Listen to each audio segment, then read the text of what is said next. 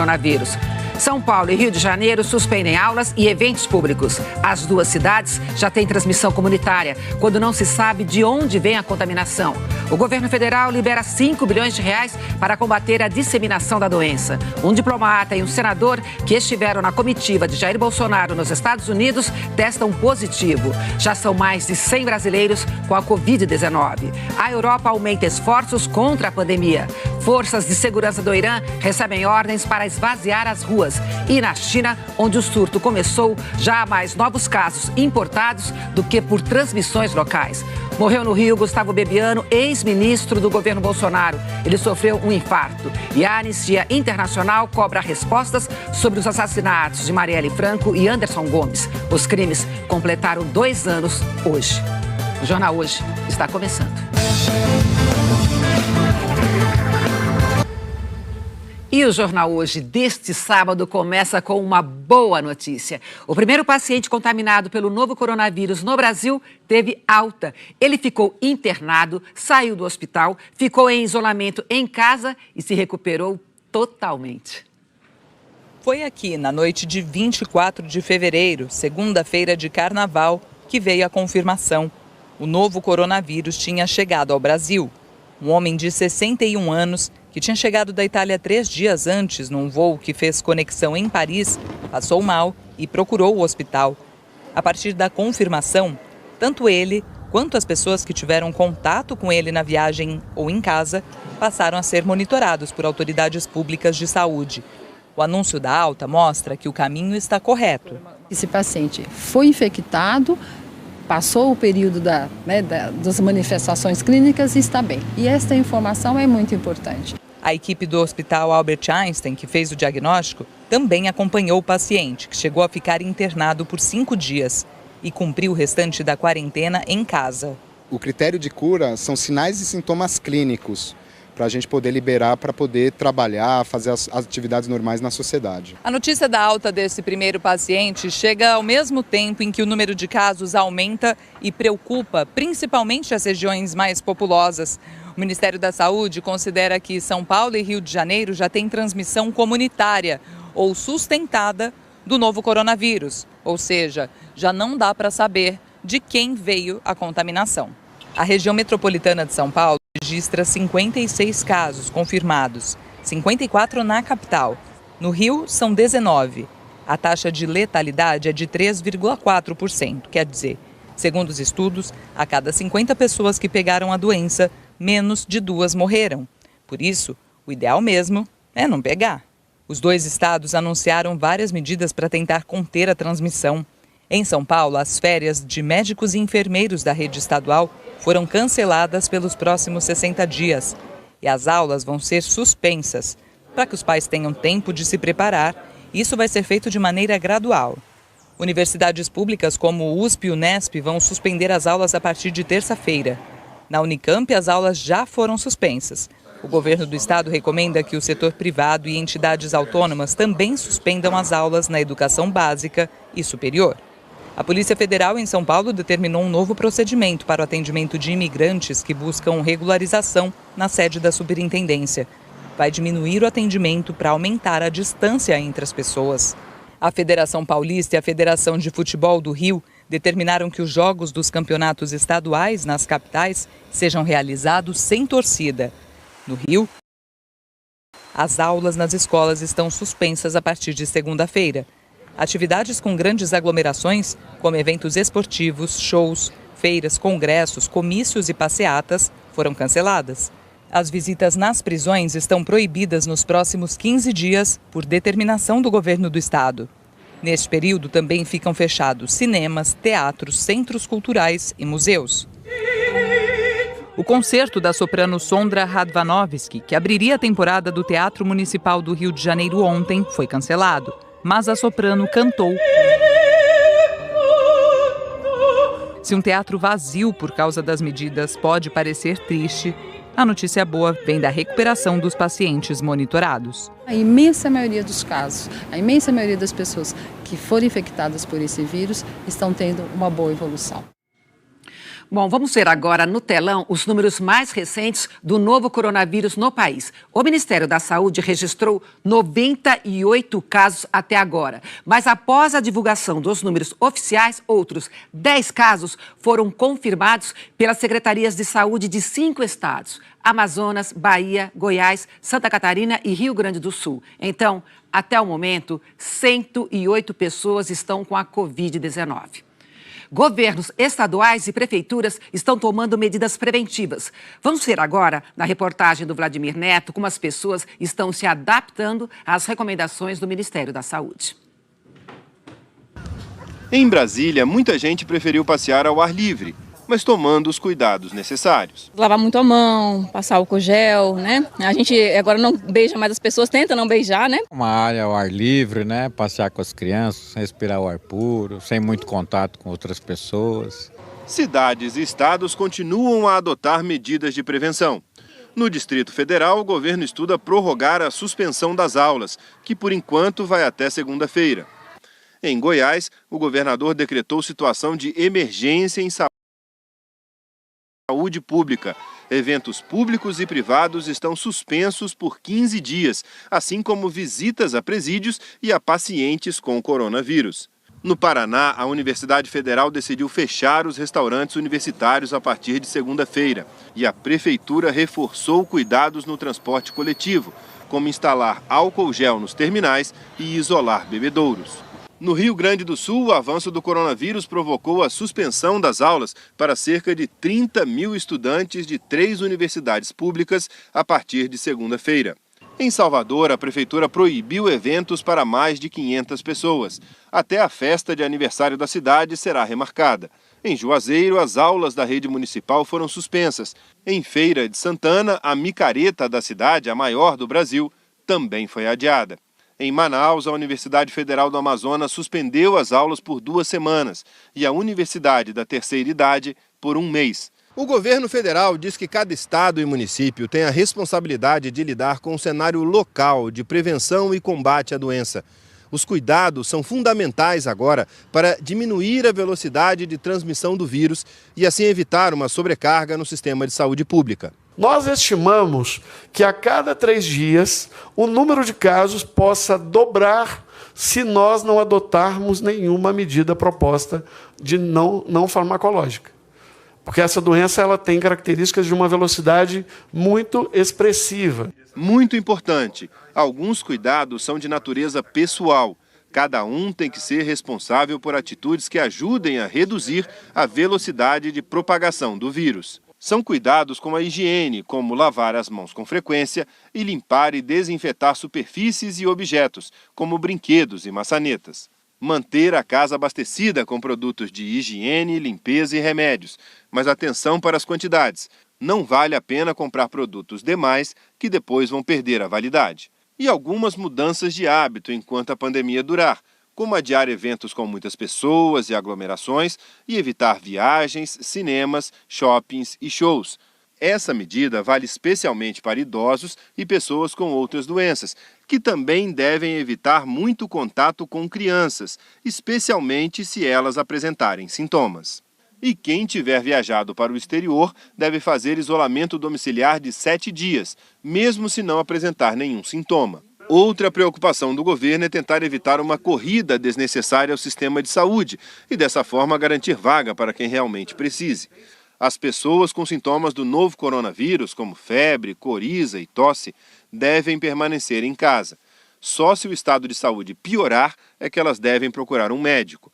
Nos postos de saúde, o Ministério orienta que esses pacientes sejam atendidos o mais rápido possível para evitar que eles fiquem na sala de espera com outras pessoas. Essas medidas elas se justificam como recomendações, mas desde que os gestores municipais e estaduais façam a reflexão baseada na sua realidade local, tentando adequar a cada situação.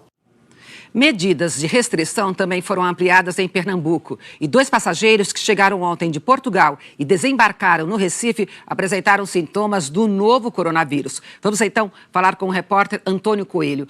Oi, Antônio, boa tarde. Que notícias você tem? Oi, Zileide, boa tarde a todos. Esses passageiros que estavam nesse voo são um homem e o filho dele que apresentaram os sintomas. A mulher e a filha não apresentaram sintomas, mas os 4 fizeram exames e estão internados no Hospital Universitário Oswaldo Cruz, aqui no Recife. Para evitar a disseminação do novo coronavírus aqui na capital pernambucana, a Prefeitura recomenda que pessoas acima de 60 anos trabalhem em casa. Inclusive, os idosos que trabalham na própria Prefeitura já começam em esquema de home office na segunda-feira. Foi anunciada também a contratação de mais profissionais da área da saúde e a proibição de grandes eventos e de festas em espaços públicos administrados pela Prefeitura. A Prefeitura está distribuindo também, a partir da semana que vem, vai distribuir panfletos, folhetos, orientando a população a não trocar beijos, abraços e apertos de mãos. Zileide. E, Antônio, o resultado dos testes dos 2 passageiros que estão no navio que está retido no Porto do Recife, já foi divulgado o resultado?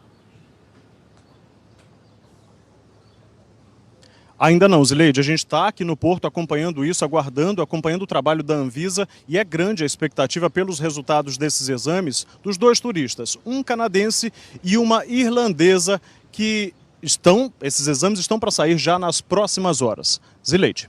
Obrigada, Antônio. Bom trabalho para você. Bom, e mesmo sem nenhum caso confirmado de coronavírus, o Ceará vai reforçar na semana que vem medidas preventivas em escolas públicas. Empresas também estão se mobilizando para combater a doença.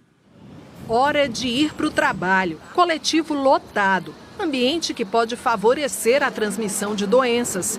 Mas nesta van do transporte alternativo de Fortaleza, quem entra e quem sai pode usar álcool gel à vontade. O povo realmente está preocupado com essa doença que está acontecendo por aí. Eu acho importante usar, né? Nesta empresa de locação de equipamentos, tem álcool gel na mesa de cada funcionário. Quando a gente sai para uma visita externa, ou vai no banheiro, volta, já passa o álcool. Eles também fazem pausas para se informar. A gente tem tanta fake news, né, aí espalhada pelas redes sociais, eu acho importante parar um pouquinho do nosso dia tão corrido de trabalho para escutar sobre a prevenção de forma correta e de forma segura. Por aqui já tem setor assim completamente vazio, não porque os funcionários estão doentes ou porque faltaram por outro motivo. Os que ficavam nesta sala aqui estão produzindo de casa e a empresa já está se preparando para, caso seja preciso, mais funcionários passem a adotar o mesmo modelo de trabalho. Vamos começar semana que vem a fazer um revezamento. Metade da equipe começa a trabalhar home office e a gente vai fazendo um teste para, se preciso for, a gente já está preparado. É importante evitar aglomerações e muita proximidade com as pessoas. Então, se nós ao tossirmos, ao espirrarmos, cobrirmos a boca, se nós higienizarmos a mão com água e sabão ou com álcool em gel, nós estaremos, digamos assim, evitando a transmissão para outras pessoas. Até agora, o Ceará não tem nenhum paciente com o novo coronavírus. 37 casos estão sendo investigados, 28 só em Fortaleza. Mesmo assim, as secretarias de Educação e de Saúde criaram uma série de recomendações para as escolas públicas do estado a partir de segunda-feira. Fazer a limpeza com detergente e álcool das salas de aula e dos bebedouros depois do uso. Os alunos não devem compartilhar copos. Evitar a aglomeração dos estudantes em atividades escolares. Todos devem higienizar as mãos com álcool e manter as salas arejadas. Depois que o presidente Jair Bolsonaro anunciou que o primeiro exame do novo coronavírus deu negativo, o ministro da Saúde, Luiz Henrique Mandetta, recomendou que ele faça um novo teste. As informações ao vivo com Gioconda Brasil. Boa tarde, Gioconda. Zileide, boa tarde para você também, boa tarde a todos. O presidente Jair Bolsonaro passou a manhã aqui no Palácio da Alvorada, recebeu somente até o momento a visita do ex-deputado federal Alberto Fraga. E embora esse primeiro exame tenha dado negativo para coronavírus, o ministro da Saúde, Luiz Henrique Mandetta, sugeriu que o presidente refaça o teste dentro de 6 dias. Mandetta disse que se o presidente apresentar algum sintoma, como por exemplo febre, o exame pode ser refeito antes mesmo desse prazo. Bolsonaro Bolsonaro recebeu orientações para permanecer em isolamento. E subiu para 3 o número de integrantes da comitiva presidencial brasileira que esteve nos Estados Unidos e que agora estão com o coronavírus. Ontem foram diagnosticados positivamente para a Covid-19 o senador Nelsinho Trade, do PSD, e o encarregado de negócios da Embaixada do Brasil nos Estados Unidos, Nestor Foster. Na quinta-feira, já havia sido diagnosticado com o coronavírus o secretário de Comunicação da Presidência da República, Fábio Weingarten. Coronavírus, o combate à doença vai exigir dinheiro e foi por isso que o governo autorizou ontem a publicação da medida provisória que autoriza o repasse de 5 bilhões de reais para ações de combate ao coronavírus por parte dos Ministérios da Saúde e da Educação. Agora, a maior parte desses recursos, 4 bilhões e 800 milhões de reais, Zileide, vai ficar mesmo com o Ministério da Saúde. Obrigada, Gioconda. Bom trabalho para você. E a Globo News preparou uma cobertura especial sobre o novo coronavírus que vai ao ar amanhã no fim da tarde. Todo o time de comentaristas e integrantes do Manhattan Connection participam de 6 horas de análise e entrevistas com especialistas de saúde. É amanhã, domingo, a partir de 6 da tarde. O presidente americano decretou emergência sanitária no país ontem à noite e depois da confirmação de que integrantes da comitiva brasileira que estão com o novo coronavírus participaram do jantar entre os presidentes do Brasil e dos Estados Unidos em Mar-a-Lago no último sábado, Donald Trump decidiu fazer o exame para detectar a infecção. De Nova York, a repórter Sandra Coutinho tem mais informações. Oi, Sandra, boa tarde. Então, Donald Trump confirmou que fez o teste agora há pouco. Exatamente, Zileide, boa tarde para você, boa tarde a todos. Olha, essa informação acabou de sair, porque o presidente Donald Trump, ele apareceu de surpresa na sala de imprensa da Casa Branca e afirmou que fez o teste para a Covid-19 ontem à noite e espera o resultado. Ontem à tarde, durante a declaração de emergência, Trump ainda não sabia que 3 pessoas da comitiva brasileira que esteve em Miami no fim de semana passado estão com a Covid-19. Depois que a informação saiu, o médico da Casa Branca divulgou uma carta dizendo que o presidente não precisava fazer o teste porque teve contato com esses infectados antes de eles apresentarem sintomas. Agora, o presidente Trump, nessa coletiva agora há pouco, também confirmou o seguinte, que cidadãos vindos do Reino Unido que tinham entrado numa espécie de exceção, estavam autorizados a entrar nos Estados Unidos, também passam a ficar proibidos de entrar aqui no país, assim como os outros países da Europa, assim como cidadãos de outros países da Europa. Agora, voltando à declaração de estado de emergência, essa é uma medida grave que só foi decretada 3 vezes nos últimos 60 anos aqui nos Estados Unidos. Com ela, o governo pode acelerar a liberação de até 50 bilhões de dólares para combater a propagação do novo coronavírus. Durante a madrugada, a Câmara aprovou um pacote para garantir licença remunerada a pacientes com a Covid-19 e testes gratuitos para quem estiver com suspeita da doença. O pacote tem o apoio de Trump e foi enviado ao Senado e será votado na semana que vem. Agora há pouco foi confirmada a primeira morte pela Covid-19 aqui na cidade de Nova York. Era uma mulher de 82 anos que tinha enfisema, exatamente o grupo mais vulnerável ao coronavírus. Ao todo, 2.200 pessoas já contraíram a doença aqui nos Estados Unidos e 50 mortes foram registradas. Zileide. Obrigada, Sandra. Bom trabalho para você. E já são quase 150 mil casos de Covid-19 no mundo, com 5.500 mortes. Dos 14 países que tiveram maior aumento no número de casos, esta sexta-feira, 12 são europeus. Nós vamos então a Londres falar com o Rodrigo Carvalho, que tem mais informações. Boa tarde, Rodrigo. Em meio à pandemia, os franceses vão às urnas.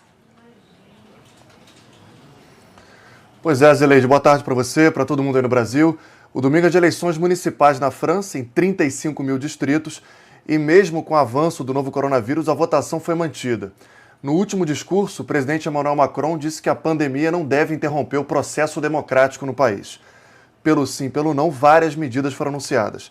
Nas filas de votação, os eleitores vão ter que ficar a 1 metro de distância uns dos outros, e como na maior parte da França o voto é em cédulas de papel, as autoridades estão querendo desinfetar as canetas depois que cada eleitor votar. O governo aconselha que as pessoas levem suas próprias canetas e vai ter álcool gel na entrada das 70 mil zonas eleitorais. Mas como o voto na França não é obrigatório, o receio é de que o comparecimento às urnas seja muito baixo por medo desse vírus. França, Alemanha, Espanha e Itália concentram a maior quantidade de infecções aqui na Europa. A Itália é o país com mais casos do novo coronavírus depois da China. Mas enquanto na Itália os números não param de aumentar, na China agora acontece o inverso. Nessa sexta, pela primeira vez desde o começo do surto, o número de casos de doentes que vieram de fora da China foi maior do que o de contaminações locais. Com hospitais temporários já fechados, os médicos chineses finalmente aposentaram as máscaras. Já na Itália foram 250 mortes só na sexta-feira, recorde para um único dia. O total de mortos subiu para 1.266. Um dos países mais visitados do mundo agora está assim. Parques fechados, ruas desertas sendo desinfetadas. A situação também é grave na Espanha, que cancelou eventos e implementou fortes restrições ao comércio e à circulação de pessoas. Só farmácias e estabelecimentos que vendem produtos essenciais podem ficar abertos. Ontem foram 47 mortes e 133 novos casos. A quarentena obrigatória deve ser decretada segunda-feira. No Irã, terceiro país com maior número de contaminados, quase 13 mil, as forças de segurança receberam ordens de esvaziar as ruas até o fim desse sábado. Foram 97 mortes nas últimas 24 horas. Em entrevista coletiva hoje, o primeiro-ministro do Japão disse que, apesar da crescente preocupação com os Jogos Olímpicos, ele não tem dúvidas de que o evento vai acontecer na data prevista, final de julho. Shinzo Abe disse que ainda não é necessário declarar emergência sanitária no país. O Japão teve 21 novos casos, levando o total de doentes a quase 1.500. Foram 28 mortes. Aqui em Londres, uma mulher e o bebê dela, recém-nascido, testaram positivo para o novo coronavírus. Ainda não se sabe se o bebê contraiu a doença no útero ou durante o nascimento. Ele seria o paciente mais novo infectado aqui na Europa. Morreu hoje de madrugada, no Rio de Janeiro, Gustavo Bebiano, aos 56 anos de idade. Ele foi ministro da Secretaria-Geral da Presidência da República no começo do governo Jair Bolsonaro e era pré-candidato à Prefeitura do Rio de Janeiro pelo PSDB. Gustavo Bebiano estava em seu sítio em Teresópolis, na região serrana do Rio, com um filho caseiro. Ele passou mal por volta de 4h30 da manhã. Foi ao banheiro, tomou um remédio, minutos depois caiu e teve ferimentos na cabeça. Gustavo Bebiano foi levado para o Hospital das Clínicas aqui em Teresópolis, mas não resistiu. O corpo foi trazido para o Instituto Médico Legal. O delegado responsável explicou que essa foi uma decisão do médico do hospital porque havia uma lesão no rosto provocada pela queda no banheiro. Mas o delegado confirmou que Gustavo Bebiano sofreu um infarto. Gustavo Bebiano era faixa preta em jiu-jitsu e formado em Direito pela PUC do Rio. Ele se aproximou de Jair Bolsonaro e esteve próximo do presidente durante toda a campanha. Me aproximei como um voluntário, me oferecendo para ajudá-lo da melhor forma possível, como advogado, enfim. E comecei advogando para ele em algumas causas, isso foi evoluindo, passou-se então para uma análise da documentação partidária, das garantias para que ele tivesse efetivamente uma legenda que o levasse a concorrer essas eleições. E a aproximação foi sendo lenta e gradual. E hoje eu posso dizer que o presidente Jair Bolsonaro é um grande amigo. Foi dele o esforço para que o presidente trocasse o Partido Patriota pelo PSL. Bebiano se tornou o presidente interino do partido. Era ele quem controlava o dinheiro dos fundos partidário e eleitoral. Foi um dos primeiros ministros anunciados pelo novo governo. Ocupou a Secretaria-Geral da Presidência por 7 meses e, depois de atritos, foi o primeiro a ser demitido. Saiu acusando Carlos Bolsonaro, filho do presidente, e dizendo que sentia amor e afeto por Jair Bolsonaro. Depois disso, Bebiano se filiou ao PSDB, a convite do governador de São Paulo, João Dória, e foi lançado pré-candidato à Prefeitura do Rio de Janeiro. Recentemente, Bebiano voltou a atacar o filho do presidente, declarando que ele tinha tentado montar uma agência de inteligência clandestina no governo e que comandava o gabinete do ódio, com a distribuição em massa de fake news. O governador de São Paulo, João Dória, lamentou a morte e disse que o Rio e o Brasil perdem. Destacou que Bebiano tinha grande entusiasmo pela vida e em trabalhar por um Brasil melhor. Um dos amigos mais próximos de Bebiano, o empresário Paulo Marinho, declarou que a cidade do Rio perdeu um candidato que iria enriquecer o debate eleitoral e que ele próprio perdeu um irmão. O presidente nacional do PSL, Luciano Bivar, afirmou que Bebiano morreu muito jovem, mas conseguiu dar sua parcela de cidadão e patriota. O general Santos Cruz também prestou condolências pela morte de Bebiano e ressaltou a importância do ex-ministro para as eleições de 2018. Até o momento, a família de Bolsonaro não se manifestou. E hoje faz 2 anos que a vereadora Marielle Franco, do PSOL, e o motorista Anderson Gomes foram assassinados. A Anistia Internacional no Brasil voltou a cobrar a solução do caso. O repórter Edivaldo Dondossola está no Rio e tem as informações. Oi, Edivaldo, boa tarde para você. Oi, Zileide, boa tarde para você, boa tarde a todos. Olha, a Anistia Internacional programou uma série de ações aqui pela cidade para marcar a data, como esta aqui, em que pontos de interrogação simbolizam as perguntas sem resposta. Quem mandou matar Marielle Anderson e por quê?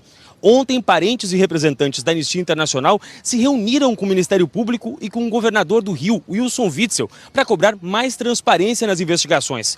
O MP afirmou que os avanços obtidos até aqui são significativos, em especial diante da complexidade das execuções cometidas por 2, abre aspas, profissionais do crime com ampla formação militar e vasto conhecimento sobre como agir sem deixar rastros. Mas mesmo 2 anos depois das mortes, muitas perguntas ainda estão sem resposta. É o que você vai ver agora na reportagem do Paulo Renato Soares. O crime. Os acusados. E uma investigação que ainda não deu todas as respostas. Marielle Franco e Anderson Gomes foram executados no dia 14 de março de 2018. 2 anos depois, a família, os amigos e o país ainda se perguntam: quem mandou matar? Por quê? Em março do ano passado, a polícia prendeu 2 suspeitos dos assassinatos: o sargento aposentado Rony Lessa e o ex-PM Elcio Queiroz. A polícia descobriu que Lessa pesquisou endereços ligados à vereadora. Mas mesmo a investigação que levou até eles deixou dúvidas. Os criminosos usaram um Cobalt prata para perseguir o carro em que a vereadora e o motorista estavam. As imagens obtidas pelos investigadores não conseguem mostrar de onde os assassinos saíram com esse Cobalt. E num dos pontos em que o carro é visto pelas câmeras, há divergência na hora registrada pelo equipamento de gravação e o horário que a polícia diz que passou. O Cobalt, que chegou a andar pelas ruas do Rio 9 meses depois dos assassinatos, nunca mais foi encontrado. Nem a arma usada no crime. A investigação foi tumultuada desde o início. Houve troca do delegado responsável, vários mandantes apontados, depoimento falso. Autoridades federais tentaram tirar o caso da Polícia Civil do Rio. Teve até uma investigação da investigação. Hoje faz 2 anos que este ainda é um crime sem solução. Nesta semana, a Justiça decidiu que os 2 suspeitos do crime vão ser levados a júri popular. O juiz entendeu que há indícios suficientes contra o sargento aposentado Rony Lessa e o ex-PM Elcio Queiroz. Ainda não há data para o julgamento, que vai ficar nas mãos de pessoas comuns. Elas vão decidir se absolvem ou condenam os réus. Mas ainda vão faltar muitos esclarecimentos. Dar todas as respostas sobre o crime brutal e covarde que tirou a vida da vereadora Marielle Franco e do motorista dela, Anderson Gomes, é um dever das autoridades, com a família, os amigos e o país. É um compromisso com a democracia. As defesas do sargento aposentado Rony Lessa e do ex-PM Elcio Queiroz disseram que vão recorrer da decisão da Justiça de levar os 2 acusados a júri popular. Ainda hoje, a invenção japonesa que pode revolucionar o modo como plantamos. E a seguir, campanha contra o sarampo não atinge a meta e a previsão do tempo para todo o Brasil. O ministro Bruno Dantas, do Tribunal de Contas da União, suspendeu a ampliação do benefício de prestação continuada, o BPC, aprovado pelo Congresso esta semana. Os parlamentares derrubaram um veto do presidente Bolsonaro e aumentaram o gasto com esse benefício. A decisão é provisória e ainda precisa ser votada pelo colegiado do TCU. Agora a gente fala de outra doença grave, o sarampo. As doses da vacina contra a doença continuam disponíveis em todo o país. A campanha para imunizar jovens e crianças, que terminou ontem, não atingiu a meta esperada pelo Ministério da Saúde. Vacina tem de sobra, mas faltam interessados. Por isso, a técnica de enfermagem vai à recepção para convidar. Boa tarde. Tem alguém aqui que não tomou vacina de sarampo ainda? A campanha nacional de vacinação contra o sarampo teve como foco crianças e jovens entre 5 e 19 anos. Segundo o Ministério da Saúde, a expectativa era imunizar 3 milhões de pessoas nessa faixa etária em todo o país. Mas apenas 156 mil crianças e jovens foram vacinados. A procura está tão baixa que o estoque de vacina contra sarampo nesse centro de saúde está bem cheio. A expectativa era vacinar em toda a cidade pelo menos 180 mil crianças e jovens no mês da campanha. Sabe quantos foram vacinados em todos os postos? Pouco mais de 2 mil. As pessoas têm que entender que quando eu me vacino, eu não estou me protegendo só individualmente. Há uma proteção da coletividade. E aqueles que ainda não tiveram sua situação vacinal investigada em relação ao sarampo, que procurem a unidade de saúde para poder fazer essa investigação e, caso necessário, receber a vacina. O Gabriel, de 16 anos, só decidiu se proteger depois que um amigo pegou sarampo. Amigo meu que já ficou internado por causa disso. Fiquei um pouco assustado, porque é uma coisa que não estava tão na minha realidade assim. Eu achei que não era possível. Mas acaba que está bem presente, né? A gente não repara nessas coisas. Mesmo com o fim da campanha, as vacinas continuam disponíveis em todos os postos do Brasil. Para quem perdeu o cartão, a orientação é se vacinar de novo. Previsão do tempo agora com Eliana Marques. Boa tarde. Boa tarde, Zileide. Boa tarde a todos. Olha, os temporais ameaçam o Nordeste, também parte da região Norte. Eu vou mostrar aqui no telão, Zileide, quais são as áreas com risco de bastante chuva hoje. Elas vão de Pernambuco até parte do Pará e incluem as capitais Belém e Palmas, São Luís, Teresina e Fortaleza, também Natal, João Pessoa e Recife, Zileide. Agora, e as outras regiões do país, Eliana? Olha, previsão de pancadas de chuva, onde o nosso mapa está verde, então incluindo também Mato Grosso, Goiás, Minas, Espírito Santo e Rio de Janeiro. Nada de chuva na área amarela, entre Mato Grosso do Sul, grande parte de São Paulo e da região sul. Na fronteira com o Uruguai pode chover por causa de uma frente fria. E 176 cidades do Rio Grande do Sul estão sofrendo com a estiagem. O levantamento é da Defesa Civil e também do S2ID, que é o Sistema Integrado de Informações sobre Desastres do Ministério do Desenvolvimento Regional, Zileide. Nossa, que chato, que preocupante. Quando volta a chover, então, no Rio Grande do Sul? Olha, nessa semana tem previsão de chuva por lá, mas ainda vai ser uma chuva irregular. Dá para ver que ela vai se concentrar nessas áreas mais na metade norte do Brasil e até o fim do verão. O outono começa na próxima sexta-feira, no início da madrugada.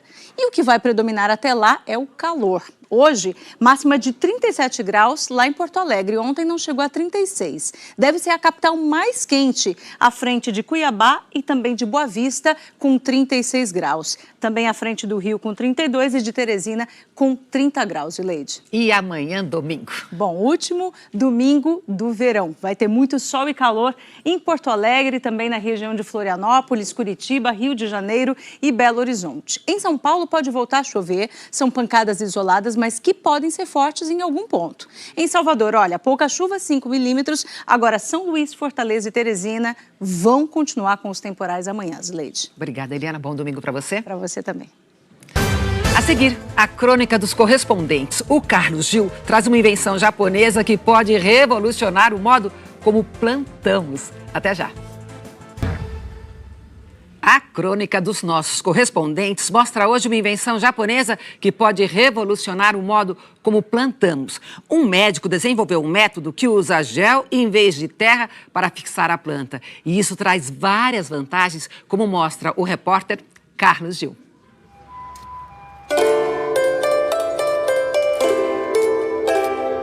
A agricultura familiar em pequenas hortas comunitárias como esta ainda é muito comum no Japão. O país não dispõe de grandes áreas cultiváveis. São mais de 330 habitantes por quilômetro quadrado, 14 vezes mais que o Brasil, e muitas regiões montanhosas. Esse projeto nos arredores de Tóquio mostra como fazer muito com pouco espaço. Na estufa há uma plantação de tomates, que aqui seria igual a qualquer outra, não fosse pela invenção deste homem, o Dr. Yuichi Mori, professor universitário e empreendedor. Adaptando membranas e películas sintéticas a um gel à base de água, surgiu a plantação sem necessidade do uso de terra. O que parece terra é apenas um musgo que cresce em função da umidade. Esse ambiente úmido já é suficiente para desenvolver a planta, dispensando o uso de pesticidas. Germes e bactérias não passam pela camada de gel. A economia com a própria água chega a 70% em comparação com métodos tradicionais de plantio. E o resultado é um aproveitamento praticamente total das sementes.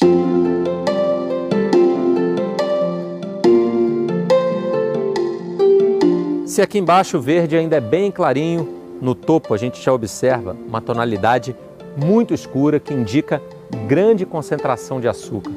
Pode ser até o dobro da encontrada num tomate convencional. E isso está diretamente ligado à técnica de cultivo aplicada aqui.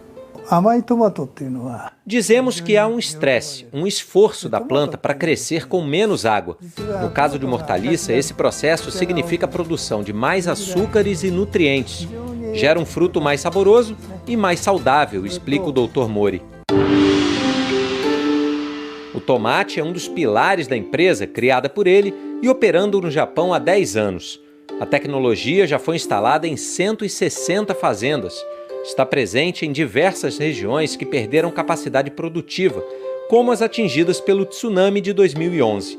E também em áreas de solo contaminado na China e no deserto dos Emirados Árabes Unidos.